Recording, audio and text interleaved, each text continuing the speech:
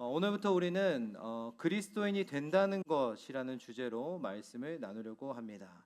오늘은 세례에 대한 이야기입니다. 여러분, 우리들은 여러 가지 정체성을 가지고 살아가죠. 학교에서는 학생으로, 또 가정에서는 또 가정에서의 또 각자의 정체성이 있을 것이고, 또 성 정체성이라는 것도 있죠. 우리 남자인지 여자인지, 또 우리는 또 직장에서 또는 친구들 사이에서도 각자의 정체성을 가지고 다 살아갑니다.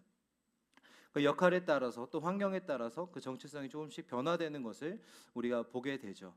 그런데 우리가 살아가는 삶을 살아가는 동안에 가장 중요하고 우리가 붙들어야 하는 정체성이 있습니다. 그것은 무엇이냐면 바로 그리스도인이라는 정체성입니다.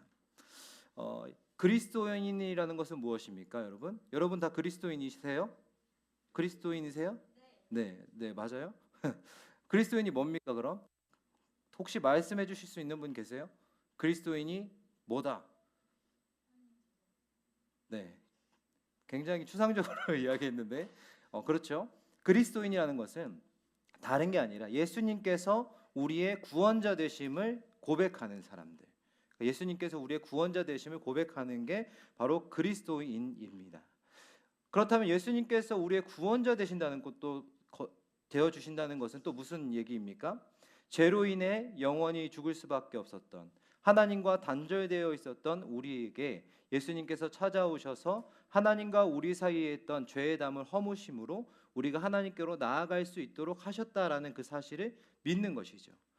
죄로 인해서 하나님과 우리 사이에 깊이 패어진 절망의 골짜기에 십자가라는 다리를 놓으셔서 건너오셔서 우리를 하나님께로 데려가신 그 존재가 예수님이다라는 것을 믿는 것이 바로 그리스도인, 예수님께서 우리의 구원자 되셨다라는 것을 믿는 것이라는 것이죠. 그렇게 하나님께서는 예수님을 통하여 우리가 하나님의 형상을 회복할 수 있도록, 그리스도인이 되어 살아갈 수 있도록 우리를 인도하셨다라는 것이죠. 이제 우리는 그리스도인이 뭔 줄 알았죠? 아시죠? 제가 저번 주에 급하게 피드백을 받았는데요. 목사님 설교가 너무 어렵다는 거예요. 네, 동의하시나 봐요. 네, 아무튼 적응하시면 됩니다. 최대한 저도 노력하겠습니다. 근데 어쨌든 우리가 그리스도인이 무엇인지는 알았어요. 그렇다면 그리스도인이 된다는 것도 무슨 말일까요? 그리스도인이 된다는 것. 로안 윌리엄스라는 신학자가 있습니다.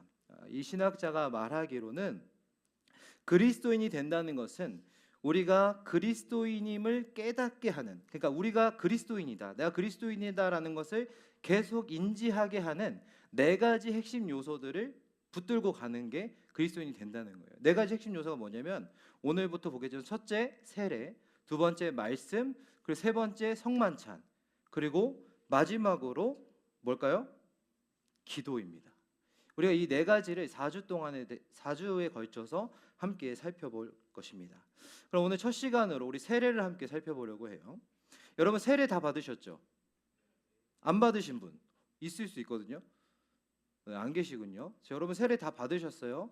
입교 다 하셨어요? 여러분들의 믿음으로 고백하셔서 세례를 받으셨나요? 아니면 부모님이 안 받으면 죽인다고 해서 받으셨나요? 다 여러 가지 이유로 세례를 받으셨을 줄 압니다. 저는 후자였던 것 같은데 아무튼 우리가 오늘 세례의 의미를 말씀을 통해서 좀 명료하게 한번 정리를 해보려고 합니다. 우리 3절 말씀을 좀 띄워주시겠어요? 3절 말씀 우리 다시 한번 읽어보겠습니다. 시작. 무릇 그리스도 예수와 합하여 세례를 받은 우리는 그의 죽으심과 합하여 세례를 받은 줄을 알지 못하느냐. 우리는 이 말씀을 통해 세례에 두 가지의 의미가 있음을 알 수 있습니다. 뭐냐면 연합과 씻음이라는 겁니다. 먼저 여기서 우리가 보면은 그리스도 예수와 합하였다라고 되어 있습니다. 합하다라는 말은 헬라어로 에이스, 뭐뭐 속으로, 뭐뭐 안으로 들어가다라는 뜻이에요.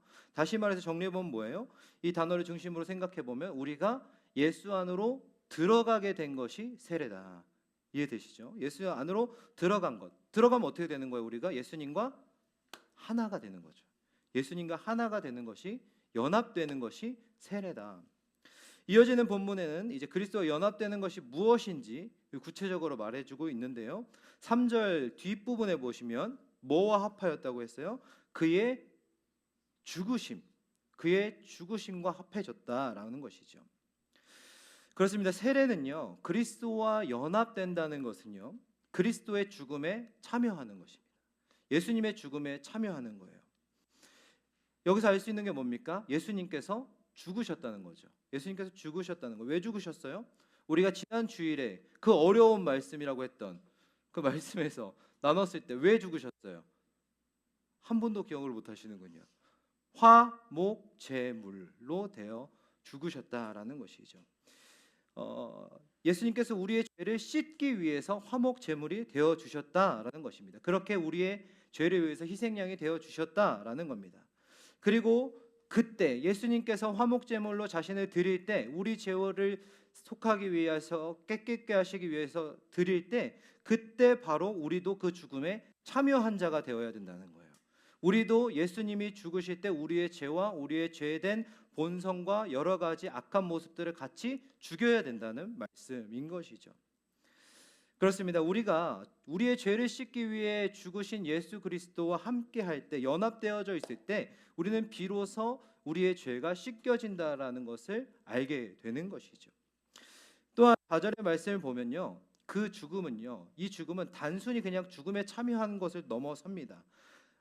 4절 말씀에 보면 뭐라고 되어 있습니까? 그분과 함께 장사되었다. 장사되었다. 장사된 게 뭐예요, 여러분?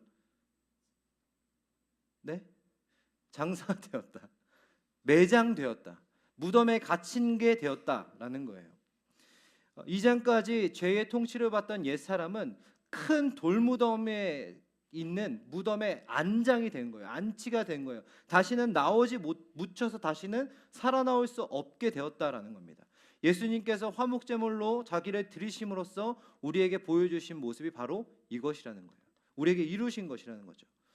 그런데 여러분, 성도가 그리스도와 연합하여 받은 세례는 죄로 인해 물든 사람이 매장되어서 죽는 것으로, 다시 나오지 못하는 것으로 끝나지 않습니다.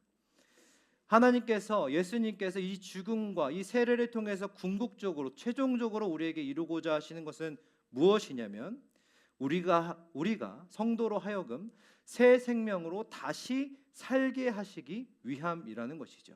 4절 말씀 한번 보시면 4절 후반절에 이렇게 되어 있습니다. 그리스도를 죽은 자 가운데서 살리신 것 같이 우리도 또한 새 생명 가운데서 행하게 하려 하심이라 라고 말씀하고 있습니다. 이 성경을요, 제가 요즘 새로 나온 새 한글 성경이라고 있어요. 그 성경을 찾아봤는데 이렇게 번역합니다. 그리스도께서 아버지의 영광을 힘입어 죽은 자 가운데서 일으킴을 받아 살아나신 것처럼 우리 자신들도 새 생명 속에서 살아가게 되었습니다라고 말씀하고 있습니다. 그렇습니다. 우리는 세례를 통하여서요, 새로운 존재가 된 거예요. 그리스도와 연합되고 우리의 죄가 씻겨짐으로 새로운 존재가 된 것입니다. 마치 죽을 병에 걸렸던 사람이 극적으로 치료를 받고 다시 제2의 인생을 살게 되었을 때처럼 우리는 우리의 죄로 인한 우리의 자아는 죽고 예수 그리스도로 인한 새로운 생명으로 다시 살게 되었다라는 것입니다. 새 생명 대신 새 생명을 선물로 받은 것이죠. 그리고 새 생명에 속한 삶을 살아가는 거예요. 그럼 여기서 말하는 새 생명은 무엇일까요? 바로 예수 그리스도다. 우리에게 주어진 새 생명은 예수 그리스도라는 거예요. 우리는 그 예수 그리스도 안에 거하는 삶을 살아가야 한다라는 것이죠. 그런데 이렇게 예수 그리스도 안에 거하며 살아갈 때, 이런 새 생명 가운데 살아갈 때 경계해야 될 것이 있습니다. 첫 번째는 뭐냐면, 우리는 영적인 우월주의를 경계해야 돼요. 우리는 그렇게 생각합니다. 나는 구원 받았으니까, 나는 그래도 교회 다니니까 교회 안 다니는 사람들보단 낫지. 나는 그래도 저 사람들은 죄인, 저 죄인들, 이렇게 하면 안 된다는 거예요. 우리도 죄인이었고 우리는 은혜로 구원받은 자들이기 때문에 그들을 향하여 우리가 영적 우월감을 느끼면 안 된다라는 것이죠. 세상으로부터 완전히 분리되어서 나는 거룩한 존재, 세상은 썩어버릴 존재라고 멀리하고 커브시해서는 안 된다라는 것입니다. 왜냐하면 우리 또한 이 세상 가운데 살아가는 존재이기 때문에 그렇습니다. 여러분, 세속이라는 말을 아시죠? 세속. 그래서 사람들이 그런 얘기합니다. 제 친구들이 저한테 그렇게 가끔 얘기를 해요. 넌 목사가 왜 이렇게 세속적이야? 이렇게 얘기를 합니다. 네, 왜 웃으시죠? 목사가 왜 이렇게 세속적이야? 이렇게 이야기합니다. 제 친구들은 교회를 안 다니는 친구들이 있는데 그 친구들이 그렇게 얘기합니다. 그런데 저는 그때마다 할 말이 항상 있어요. 세속적인 게 왜? 왜 뭐가 나빠? 오히려 그건 위선 아니냐? 세속적이지 않다고 하는 게 위선 아니냐? 여러분, 세속적이라는 건 나쁜 게 아니에요. 죄송하지만 우리가 일상을 살아가면서 필수적으로 만날 수밖에 없는 것들이 세속적 요소입니다. 여러분, 교회는 세속적이 않을까요? 교회는 뭐예요? 제가 여기 적어놨는데 성역이 있습니까? 교회 아니죠. 세금 내고 헌법을 따르고 우리는 다 세상에 속해서 살아가는 존재들이라는 겁니다.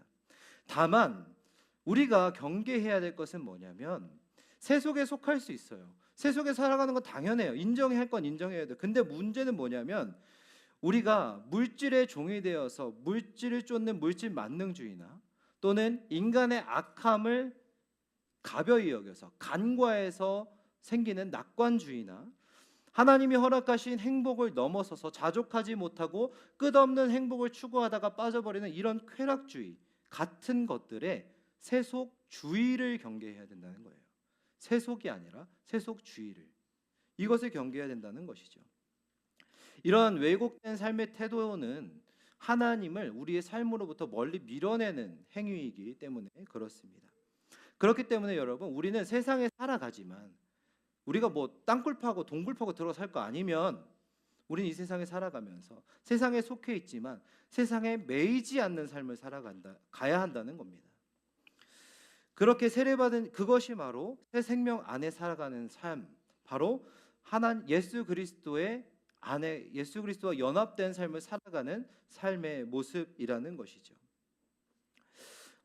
조금 더 살펴볼까요? 새 생명 안에 살아가는 삶. 아까도 말씀드렸듯이 새 생명 안에 살아간다는 것은 어떤 율법적인 거룩함을 추구하는 것도 아니고, 나는 구원받았으니, 나는 세례받았으니 그러지 않은 사람들과 영적으로 다르다고 우월감을 느끼는 것도 아니라고 했습니다. 사실 역설적이게도 새 생명 안에 살아간다는 것, 세례받은 자 예수 그리스도와 합한 존재로 살아간다는 것은 사실 너무나도 역설적이게도 세상과 분리된 삶을 살아가는 것이 아니라 실은 세상 속으로 들어가는 삶이라는 것입니다. 로한 윌리엄스는 이렇게 말합니다. 세례는 우리를 깨끗이 씻어 정결케 하고 새롭게 하는 창조 예식입니다. 동시에 세례는 우리에게 해를 가하거나 평온하고 깨끗하게 살 틈을 허락하지 않는 상황 가운데로 우리를 떠미는 예식이기도 합니다. 이렇게 말해요. 그렇습니다. 우리는요, 예수님을 통해서, 세례를 통해서 예수님과 하나가 됐죠. 그렇게 우리도 예수님이 가신 곳으로 가야 되는 거예요. 예수님이 어디 계셨어요? 성전에 계셨습니까? 회당에 계셨습니까? 잠깐 들르셨을 뿐이에요. 예수님은 오히려 저작거리에 더 많이 계셨어요. 죄인들과 함께 하셨어요. 그 목록을 한번 제가 찾아봤는데 이렇습니다. 당시 종교 지도자들의 살해와 살해 위협과 비난을 받을 만한 자리로만 가셨어요.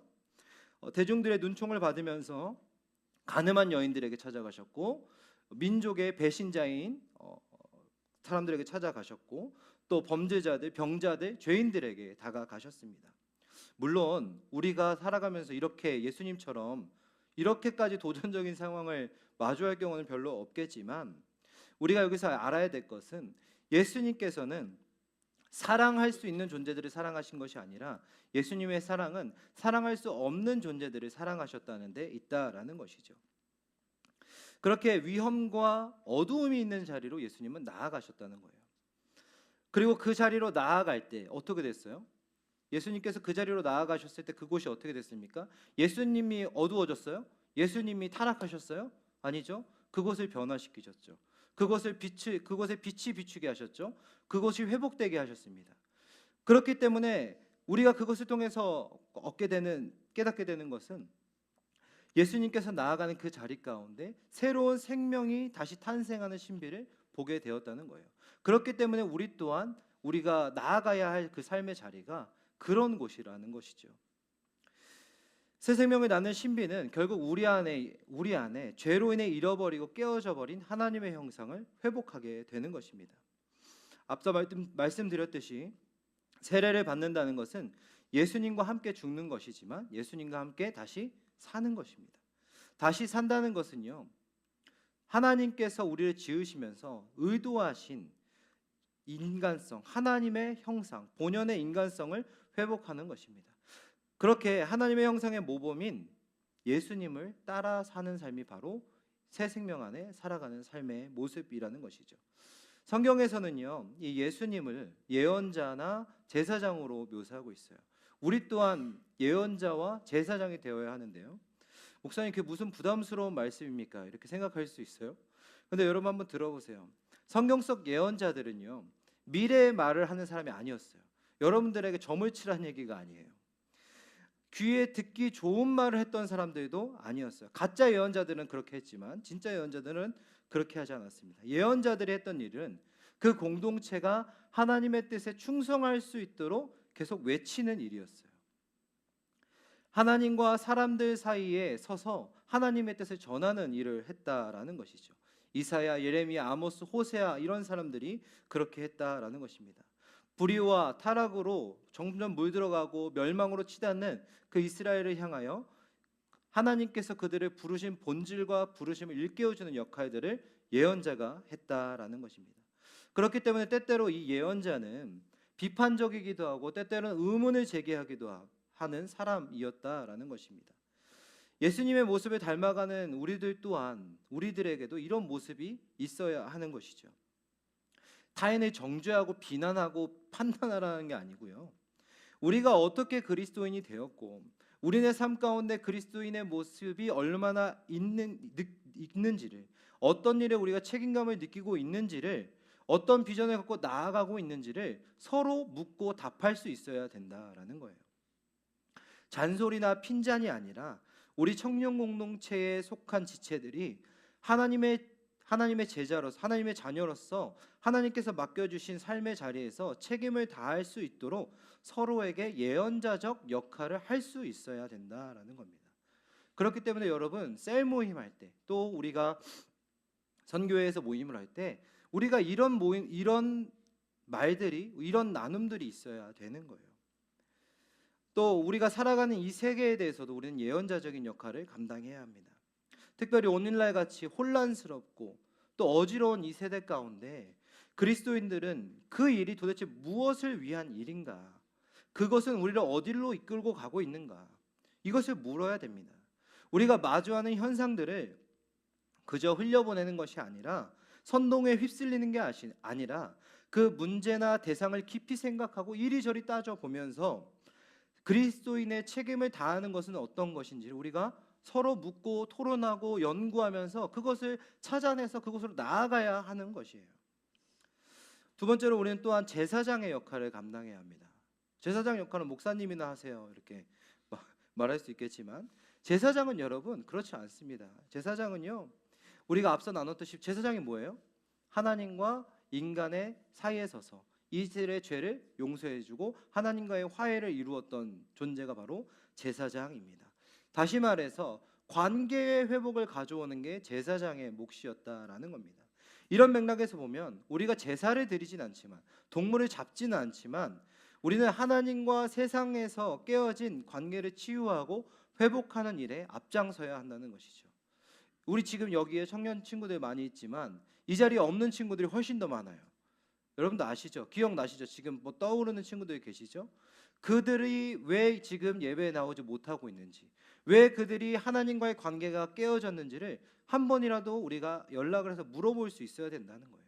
그들이 다시 신앙의 자리로 돌아올 수 있도록, 그들이 다시 하나님과의 관계를 회복할 수 있도록 우리가 우리의 삶의 자리에서 그 제사장의 역할을 감당할 때 우리는 우리 안에 살아 숨쉬는 예수 그리스도의 형상을 다시 한번 발견하게 된다라는 것이죠. 이를 위해서 우리는 힘을 다해 기도하고 섬겨야 되는 것입니다. 그런데 여러분, 이렇게 우리가 예언자의 역할도 감당하고 제사장의 역할을 감당하고 세례받은 존재로서 새 생명 가운데 살아가는 존재라고 이야기했지만 우리가 삶을 살아가다 보면 하나 걸리는 문제가 있어요. 그게 뭐예요? 여전히 또 죄의 문제입니다. 아니, 나의 죄된 모습은 죽었다면서요. 아니, 나의 연약한 모습은 그 무덤에 매장되었다면서요. 근데 나는 여전히 삶에서 죄를 짓는 걸요. 여전히 저는 죄로 인해 힘들거든요. 새로운 생명으로 거듭났는데 왜 이런 일이 자꾸 이별하지 못하고 일어나는 걸까요? 라는 질문이 생길 수 있다라는 것이죠. 그것은 아마도 우리가 여전히 연약한 육신을 입고 있기 때문일 겁니다. 내 안에 끊임없이 일어나는 욕망, 안목의 정욕, 세상의 자랑거리에 뺏기는 마음들, 그런 것들이 우리의 연약한 육신 때문일지도 모르겠습니다. 그래서 우리는 죄를 지을 때, 또 다시 무너질 때, 넘어질 때 실망할 수도 있죠. 아니 어쩌면 어차피 안 되는데 그렇게 안 살래 하고 절망하고 포기할 수도 있을 것입니다. 그런데 여러분 걱정하지 마세요.